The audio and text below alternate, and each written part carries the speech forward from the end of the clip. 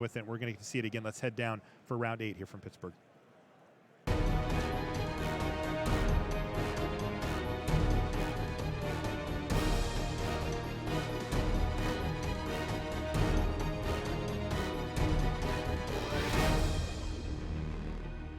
Hello and welcome to coverage of Grand Prix Pittsburgh. I'm Marshall Sutcliffe in the booth with Haumph, Paul Cheon.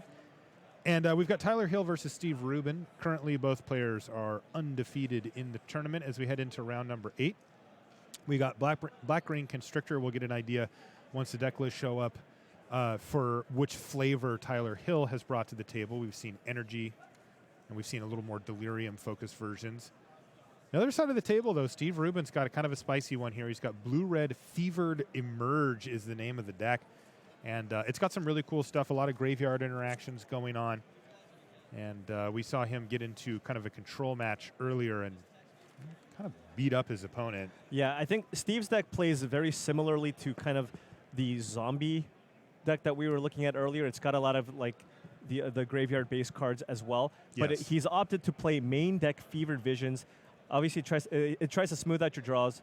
And this is what I was seeing him do earlier as well. He was just hard casting these large creatures. Yeah, this is kind of the name of the game here. And I think Fevered Visions, at least in this Grand Prix, main deck, not a terrible call. If you're expecting a ton of Black-Green Constrictor, Fevered Visions is very, very good in that matchup because the Black-Green deck, not really good at playing multiple spells in one turn. It will deal lots and lots of damage to them. There's a Stitchwing Scob. He's also got Advanced Stitchwing. We've got a little bit of a Stitchwing sub-theme going here for Steve Rubin. These cards just allow him to take advantage of graveyard synergies and kind of abuse it. Yeah. Also, you know, one of the, of course, primary goals, and by the way, this is perfect example. Look at how miserable that Gifted Aetherborn looks here. It looks terrible on this board. It is. That card might be good against Mardu vehicles. It will not do a whole lot here. Steve Rubin has the ability to eventually just put a ton of prize amalgams onto the battlefield, trade, bring it back. This is basically the dream matchup for Steve Rubin. If you told Steve, all right, what is the one deck you want to play every single round this tournament? He's going to say Black-Green Constrictor. And you know what? Based on what we've seen in the feature match here, he may get his wish. There's a ton of that deck here. One of the interesting things, too, Paul, you know, when you build a deck with Fevered Visions in it, you're trying to throw that balance back in your favor, right? I mean, you know, you're trying to be the one to take advantage of having all these extra cards. How does he do that? He has a few ways. He has cards like Lightning Axe, where if he just draws too many extra cards, he can just freely discard cards from his hand. And some of the cards that he's looking to discard are cards like Advanced Stitchwing and the, it looks like... The Stitchwing Scob, yeah. And, of course, the, what's it called, too? I think those are the prized amalgams. The prize amalgams. But both of the Stitchwings allow him to discard multiple cards out of his hand. Sure.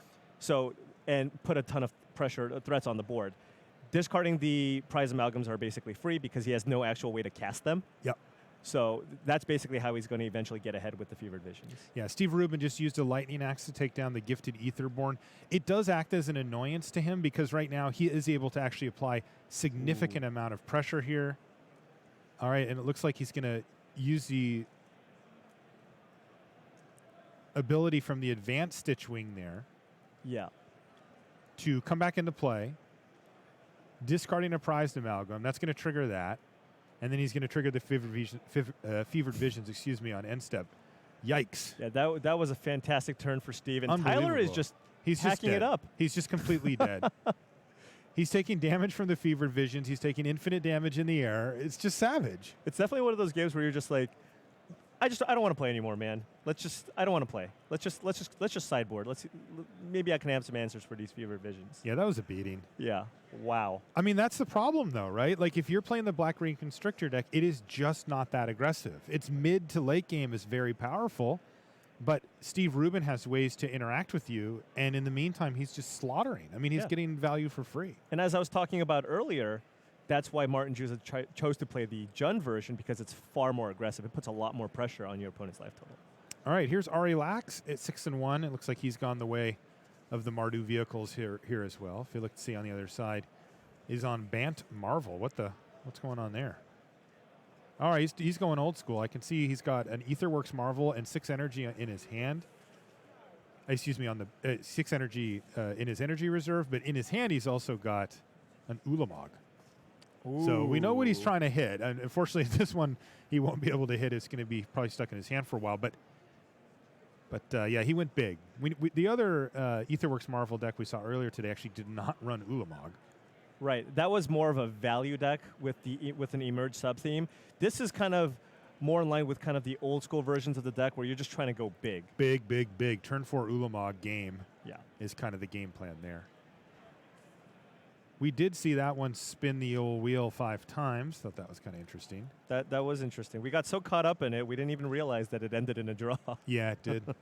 Too much value. Okay, so what we have here, by the way, is an Aetherworks Marvel being spun mid-combat. Ari activated his Gideon, then activated his Heart of Kirin, eating up a loyalty from Gideon, and then just jammed with everybody. And it looks like Felix missed. Yep. That is game. Wow, all right. Felix did need to hit something pretty specific there as Ari was attacking with a lot of threats. An Ulamog would have done just fine. Yeah, I think Ulamog was the only, and even then he goes to 1. Yeah, Ulamog was one of the biggest cards. He also has 3 copies of Fumigate and 1 copy of Linvala the Preserver. That so actually would have been instant speed great. Fumigate wouldn't have been bad, though he would have gone 3, 4, 5. He still would have gone to 1, right? Yeah, it will not kill the Gideon. So right. So he takes 5. He was at 3. He gains 3 from the 3 creatures that die, and then he has to just face down a stupid Gideon. Right. Turns out Gideon still good. Still good. Gideon's really good.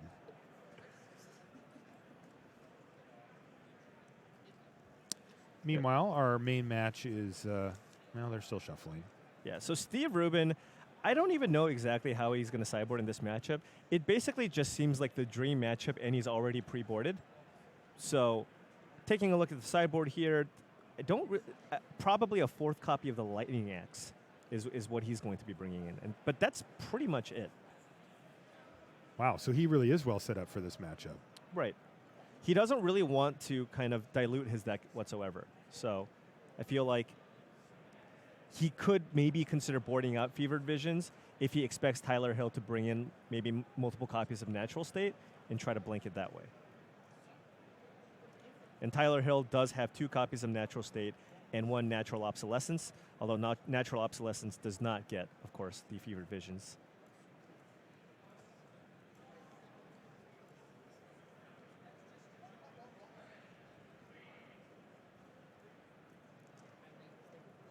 One thing that's really, really bad against this blue-red Emerge deck, removal. So Tyler Hill has a lot of dead cards that he's going to be taking out. He's playing the full 4 copies of Fatal Push and 4 copies of Grasp of Darkness. This is kind of the adjustment that I expected a lot of people to make to just further make your Mardu vehicles matchup better, along with also just the mirror. And in his sideboard, again, probably the Natural States and possibly Transgress the Mind. Steve is playing 4 copies of Elder Deep Fiend as well. So it's not going to be easy for him to just empty out his entire hand. And Transgress does exile the large creature, so if he can snag like a Scab off the Transgress, that could slow Steve down. Okay. Yeah, turn off part of the engine. Right. Take a little pressure off. Chat points out, by the way, quite astutely here, good to remember Steve Rubin, he's from Pittsburgh. Yeah. This is his hometown GP. He is here to defend his turf. I like that. Yeah, he lives about 3 minutes away, is what I heard. Yep. Very, very close. He's ready. He's got 6 GP top 8s on his resume. Has yet to win one, though. Hasn't converted. He converted where it mattered, though. He did indeed. He has won a Pro Tour. Pro Tour Shadows over Innistrad champion Steve Rubin with green-white tokens. Oh, yeah.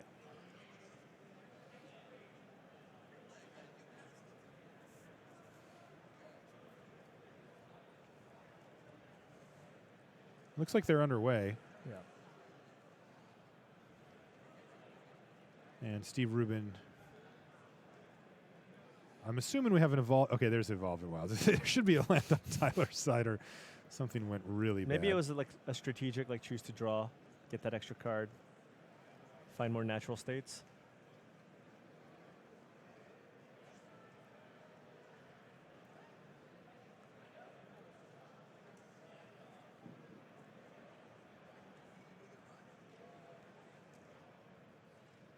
Okay, here comes Sylvan Advocate, our old friend.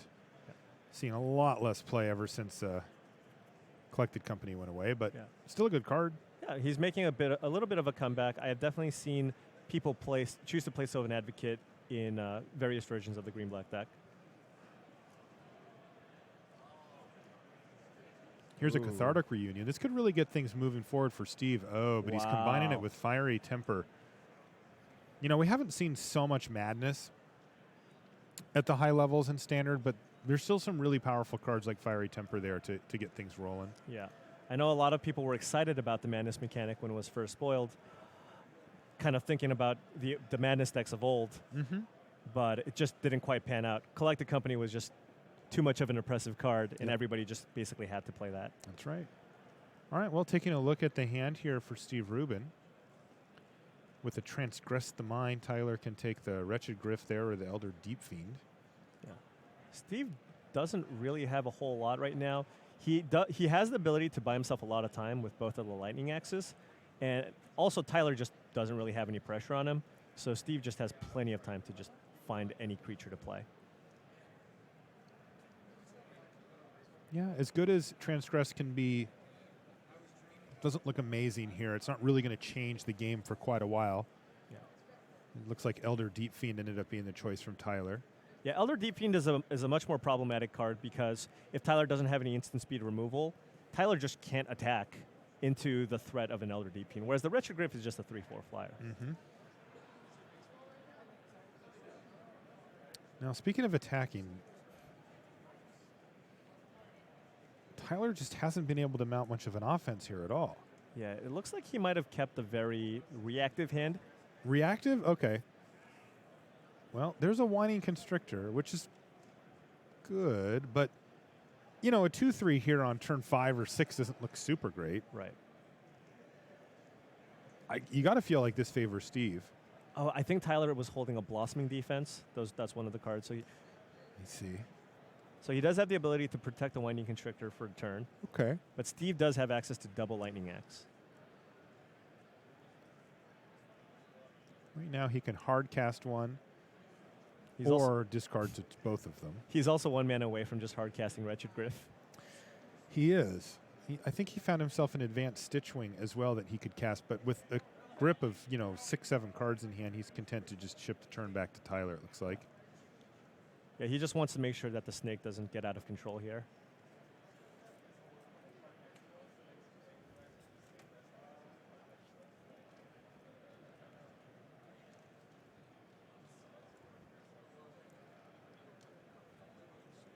You got a Rishkar? I was thinking the same thing as you, Paul. Well, we've been doing this for a few rounds now, so yeah, on the same wavelength. Yeah. I think that's a good thing for you, maybe a bad thing for me. Welcome. Okay, well, Whining Constrictor is only going to get in for 2 here because it was a Tireless Tracker that Tyler had. He's got the land drop to follow it up as well, so a nice addition to the board for Tyler Hill, and it's something that Steve is going to have to deal with. Yeah, he's going to get his value no matter what. Yep.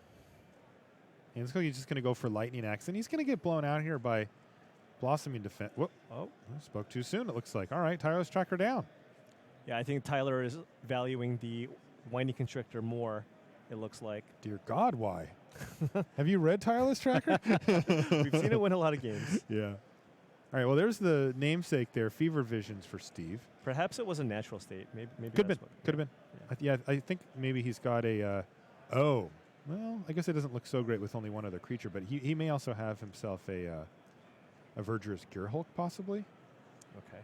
But, it seems like, you'd want to keep that and keep your snake around. But with just one other creature, you're not exactly, winning the game just by resolving the Gearhulk. I mean, to be fair, that card does go a long way towards winning the game just on its own. Oh, and there it is. There's the Gearhulk. So let's see if Steve has anything to say about it. So he's left up 4 mana for something. Yeah. He does have a Lightning Axe. Yeah, we know that, yeah. But remember, he could have cast Wretched Griff this turn. He decided to play Fevered Visions and leave his mana up instead. Yeah, so this is kind of what I was talking about earlier. Steve Rubin's deck is very similar to the kind of the black-red zombies deck that we were talking about, and inconsistent, right? This is definitely one of those hands where Steve just didn't have a way to put creatures into his graveyard, and he was also unable to draw prize amalgams. So he's not able to do kind of the unfair things that he was doing earlier. It looks like Tyler wanted to put 3 of the counters on the snake. Yeah, that doesn't work. But Steve killed it in response. But still, that leaves Tyler with a 5/5 Trampler. Right. And you can see that there's 3 lightning axes in the graveyard there for Steve Rubin. I mean, that would have been one of his best ways to take care of a 5/5. So he's got some work to do still. I think Tyler may have wanted to consider going 2-2 on the Winding Constrictor and the Verdish Gearhulk. Okay. That puts a little more pressure on Steve, and that also ensures that if Steve goes after the snake, he's going to have a Verdish Gearhulk which cannot get Lightning Axed. Yeah, that does make a lot of sense. Right. And if the counters do resolve, the snake is still also going to have more than 5 toughness. Because it'll end up picking 3, yeah. Okay. Yeah, don't forget that trigger. See Judge hands coming in, though. Oh, did Tyler not draw a card? I think he may not have. I think I would have drawn a card there. If given the option? Yeah. Wouldn't hate it. I'll take 2 damage. I don't care. Yeah, definitely.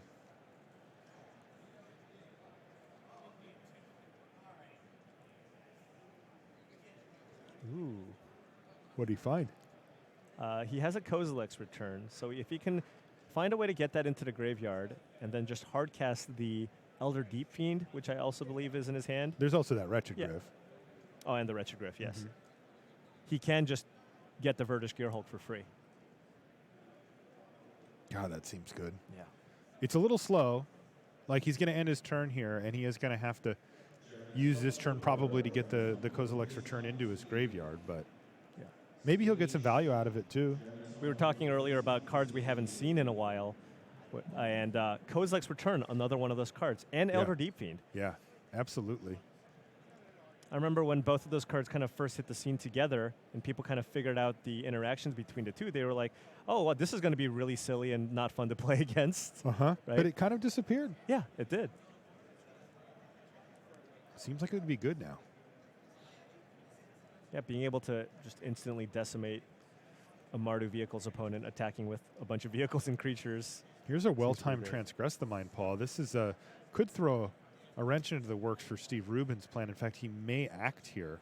Yeah, I think Steve might want to consider just playing the Kozilek's Return just to get it into the graveyard, because Steve does have multiple 7 mana or plus Eldrazi in his hand. Yeah. Well, this makes a lot of sense.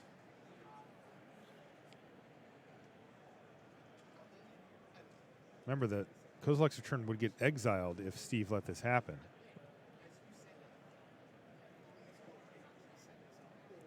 Well, he's got another play to make here.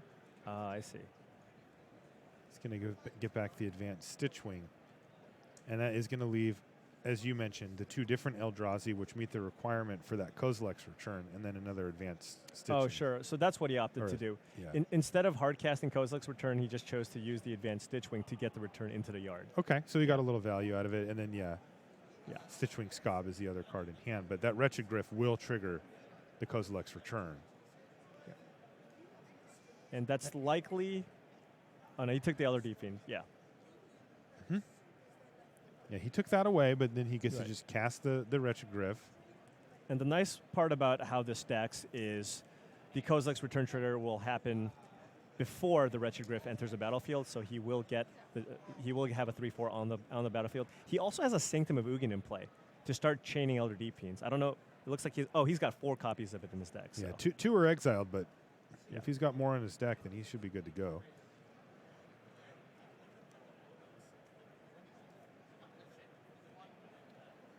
And Winding Constrictor, you see him drawing a card. That's his end step.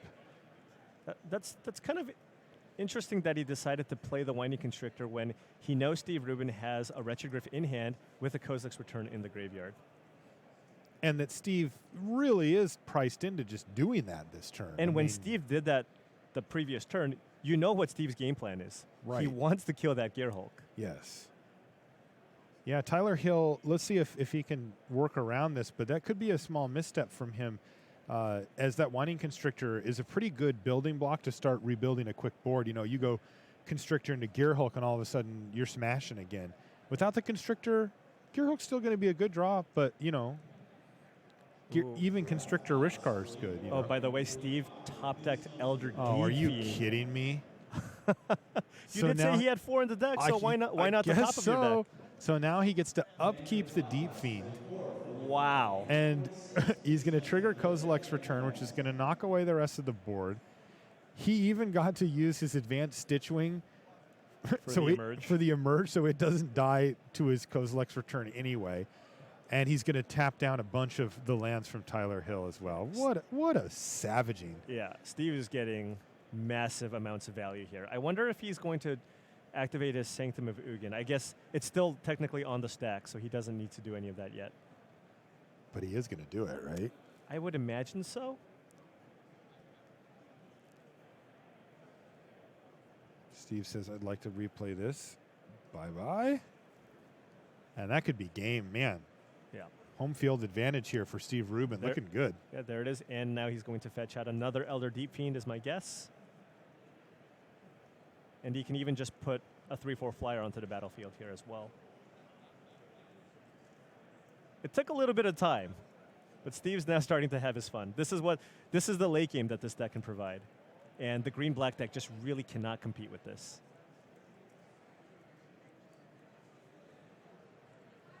I think the way Tyler was supposed to win this was to try to be as aggressive as possible so that Steve just can't establish this crazy late game that he has. Yeah.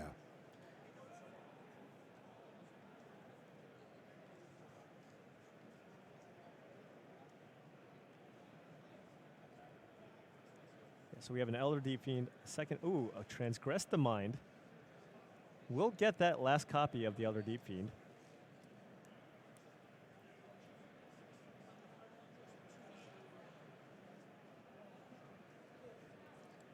All right, no more. All done. That is the 4th one. That is the 4th one. Yeah, that did work out pretty well for Tyler in that way. The problem is the board. Right. Steve's going to have a 5/6 on the battlefield, and he's likely going to return the Advanced Stitchwing this turn. And, yeah, that is just a lot of pressure.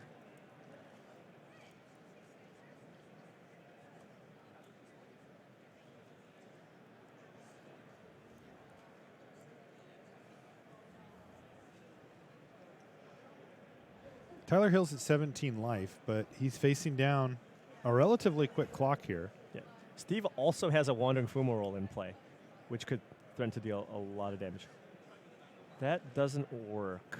What was he fatal pushing? I think he was trying to fatal push an Elder Deep Fiend, but that you can only get converted mana cost 2 or 4. I don't think it can kill 8. What if you have Revolt and you use 2 fatal pushes on 1 Deep Fiend? Or what if you revolted twice? Yeah, there you go. Is there like a second level of revolt maybe? Yeah.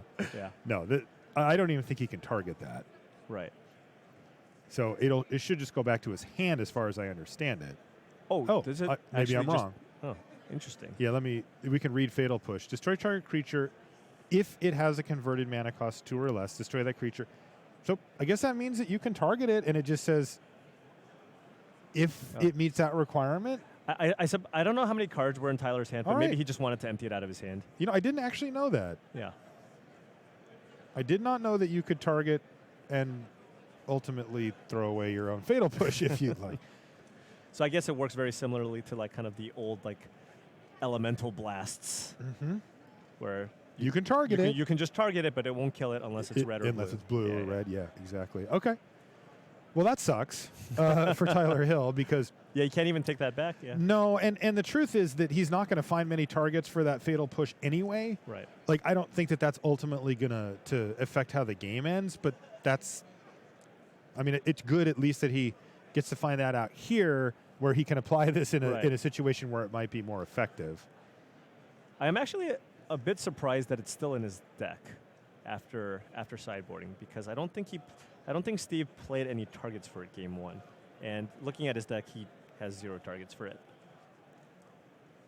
Unless he's looking to revolt. Is he just trying to empty his hand out here? Yeah, Steve just getting super. No, I'm talking about Tyler. Like, was he just trying to get cards out of his hand to not eventually take damage from fevered visions? That is possible, but he had that option at any point. He didn't have to do it. Yeah.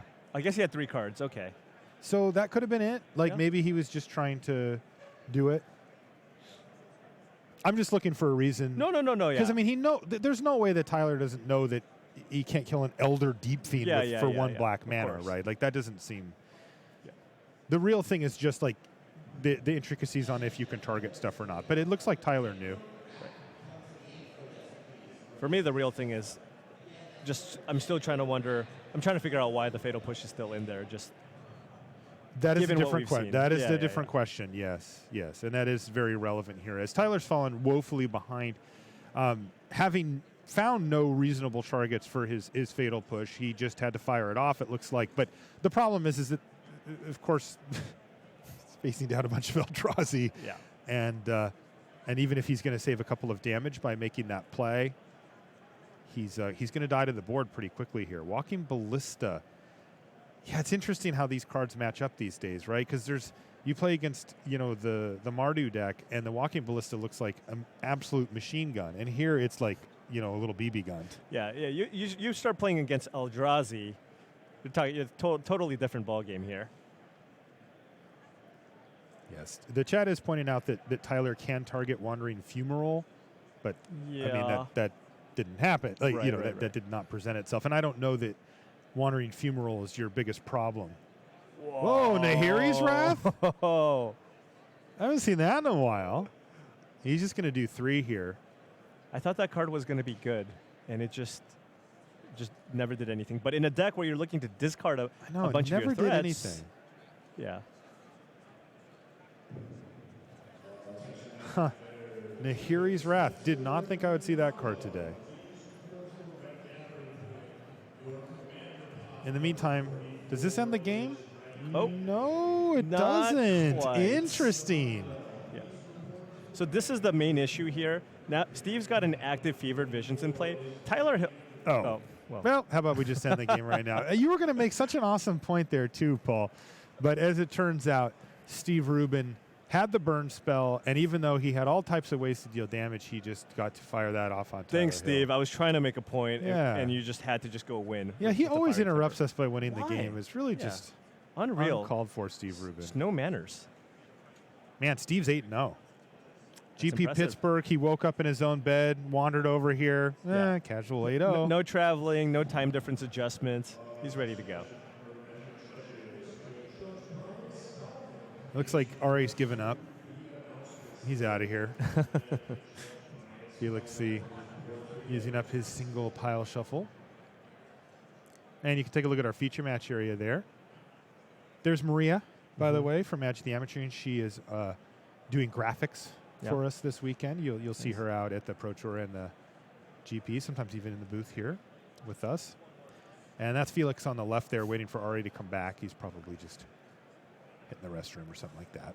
What if he's just like pumping himself up? He's like, "You can do this, Ari." You think he's in the mirror, like looking in the mirror right now, like splashing some water on the face, just hyping it. It's a long tournament. You're a little tired. Oh yeah, he definitely is. He's got the headphones in. He's got the Eye of the Tiger blasting. Oh yeah. He's like shadow boxing in front of the mirror. Yeah. I mean, I've never had a good record at a Grand Prix in my life, so that's what I'd probably be doing. Yeah. Maybe that's you why should I'm be here. spending more time practicing and not shadow boxing in front of the mirror with Eye of the Tiger. Or maybe playing in these tournaments. There you go.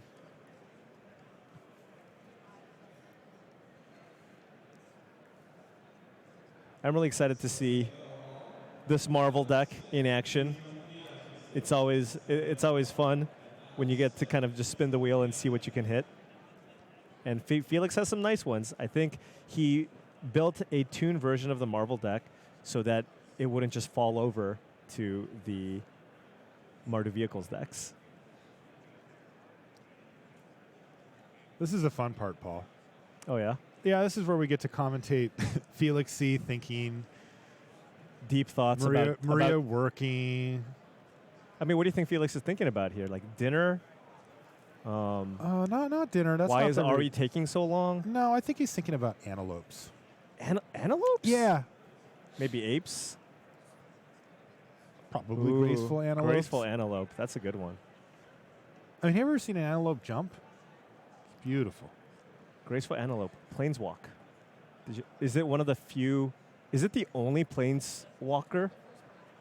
Yeah, it is the original planeswalker.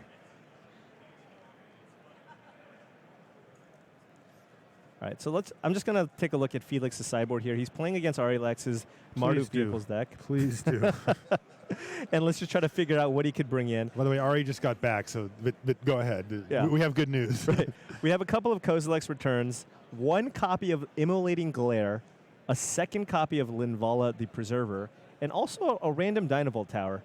I'm not exactly sure where that comes in. Maybe here. Okay. Yeah. And Ari's just going to bring in a bunch of Planeswalkers. Felix still thinking about those antelopes. Oh, man. I did actually, when I first started playing Magic, I did have a very large collection. You're going to like this. I had a huge collection of trained pronghorns. Really? Yeah, it's a 1 and a white for a 1/1. Discard a card. Trained pronghorn gets protection from any color of your choice. Was this like your favorite card, or No, it was just like just a funny card. We had this thing where we were kind of we had a little antelope thing as well. We were kind of having fun with them. So I did have over 200 trained pronghorn in my physical collection. I have to ask, where are they now?